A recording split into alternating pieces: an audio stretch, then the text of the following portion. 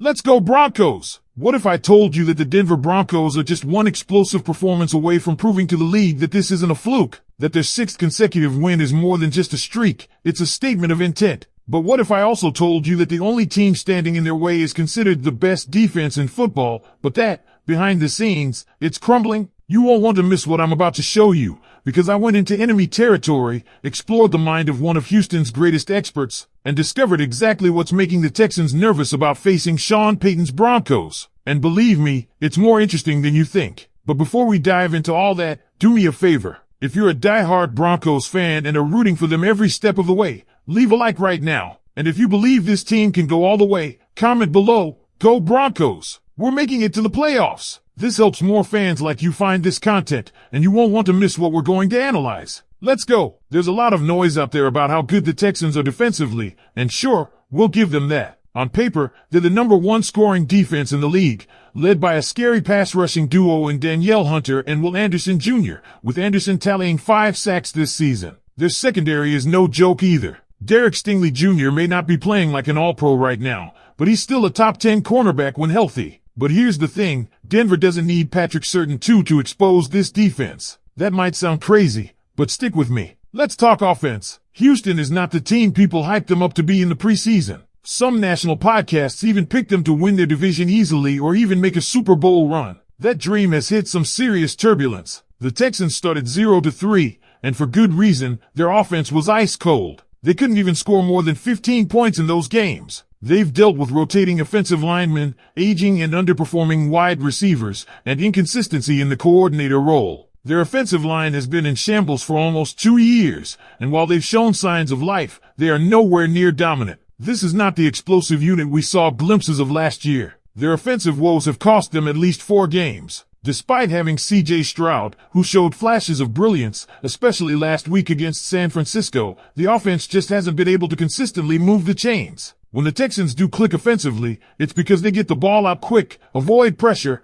and lean heavily on emerging talents like rookie wideout Jalen Noel, who led the team in receptions last week with 74 yards, including a 50-yard bomb. Without Nico Collins and Christian Kirk, the Texans were forced to spread the ball around, and it worked, but it's not something they've proven they can do on command. Now here's where the Broncos come into play. Without Pat Surtain, yes, the cornerback room is thin, but don't sleep on Chris Abrams-Draine or Riley Moss. Moss could be a key factor here, especially in shutting down Nico Collins if he suits up. Plus, keep an eye on Jay Barron. This is a homecoming game for him and several other Broncos players like Marvin Mims and J.K. Dobbins. That extra energy matters. As for Mims, it's a heartbreaker. He didn't practice due to a concussion, and that's a massive loss considering how much of Denver's misdirection game is built around him. The guy is a burner, and he brings juice to the offense that few others can replicate. His absence will be felt, no doubt, but the game is going to come down to trench warfare. Houston's offensive line has 4 new starters and is very vulnerable to stunts. And guess what? The Broncos live on stunting. It's a core part of their pass rush identity. Nick Bonitto and Jonathan Cooper could feast. C.J. Stroud, as good as he is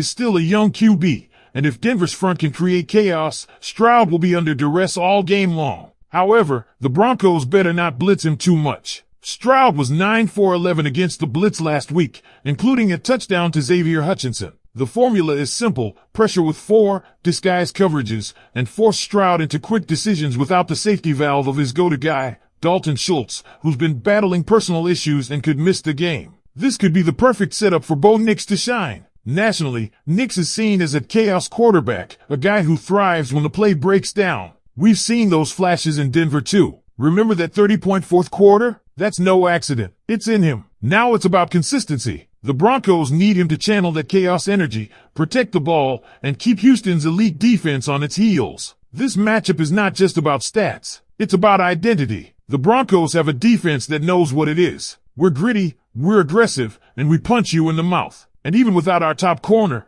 we've got a pass rush that can turn this game upside down. Meanwhile, the Texans are clinging to the hope that their offense can wake up just enough to not waste one of the best defenses in football. Because here's the truth, if the Broncos manage to drop 30 on the Texans, it's not just a win. It's a statement, a turning point, a message to the rest of the AFC that Denver is not that same team from earlier in the season. It would mark the sixth straight win and catapult the Broncos into serious playoff positioning, especially given how tight the AFC wildcard race is shaping up to be. But this is where Sean Payton has to earn every dollar. No Marvin Mims likely means we'll see more 12 and 13 personnel, heavy sets, play action, and misdirection with a sixth lineman on the field. Ironically, that's a formula the Texans themselves just started using to great success against San Francisco. Now Denver has to do it better, and Payton's got the tools. We've seen what this offense can be when it's firing on all cylinders. Courtland Sutton has quietly become one of the most reliable red zone targets in the league. Javonte Williams is getting back to full strength and running with that punishing downhill style again. The offensive line? Much improved. In fact, it's no coincidence that the Broncos' win streak started when the line began clicking and the run game started opening up. That ground game is going to be critical against Houston's front seven.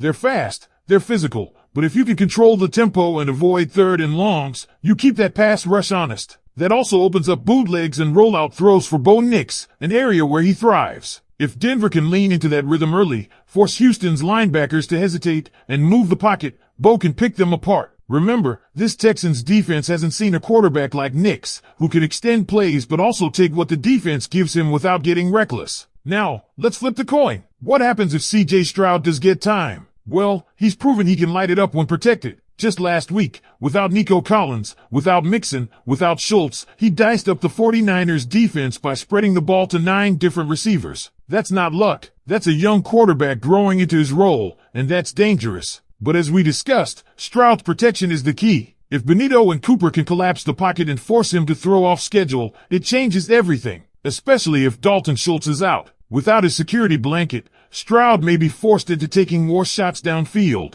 and that's where Denver's secondary, even without Certain, can capitalize. Chris Abrams-Draine is young, but he plays with that chip on his shoulder. Riley Moss is a wild card, but his instincts and closing speed make him dangerous, and we can't ignore the emotional edge. This is more than just a game for a bunch of Broncos players. Guys like J.K. Dobbins, Jay Barron, and Mims, if active, all have ties to Houston. That matters. It gives this game extra juice, extra emotion. It fuels passion in every hit, every route, every block. And speaking of hits, Zach Allen is going to be hunting. If he can get in Stroud's face early, it sets the tone. Same goes for DJ Jones clogging up the middle. If the Broncos win the battle in the trenches, they win this game. Period. The Texans' best hope is that they can replicate what they did last week, quick throws, timely shots, and relying on their defense to bail them out. But Denver is built to counter that. Stunts and disguised pressure, that's our bread and butter. And if Houston's line hasn't figured that out yet, they're in trouble. All of this sets the stage for one of the most pivotal games of the Broncos season. A win doesn't just boost playoff odds, it legitimizes this team in the eyes of the national media. It tells the league that the Broncos aren't just riding a hot streak, they're for real. So now, Broncos country, it's your turn.